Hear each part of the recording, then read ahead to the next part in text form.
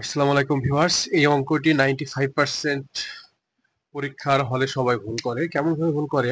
যে x square equal to 2x আছে, তো করে কি যে এখানে একটা এক্স কাটা দেয়, তখন অ্যান্সার করে সবাই অ্যান্সার করে এক্স ইকুয়াল টু 2, অ্যান্সার করে এক্স ইকুয়াল টু 2, কিন্তু 100% অঙ্কটি ভুল।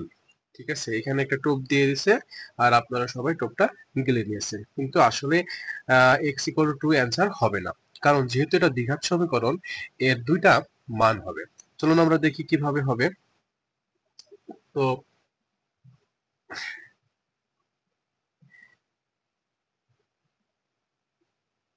এক্স স্কোয়ার ইকুয়াল টু যেমন 2x, ওকে, তাহলে এখানে আমরা এক্স স্কোয়ার মাইনাস 2x যদি ইকুয়াল টু 0 করি, ঠিক আছে, তো এক্স যদি কমন নিই তাহলে কত হবে? এক্স মাইনাস 2 সমান 0।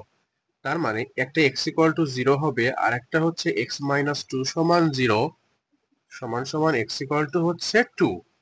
আচ্ছা, তাহলে আমাদের অ্যান্সার হবে 0, 2, অর্থাৎ ক নম্বর অ্যান্সার। আশা করি অঙ্কটি বুঝতে পেরেছেন। ঠিক আছে, সকলকে ধন্যবাদ।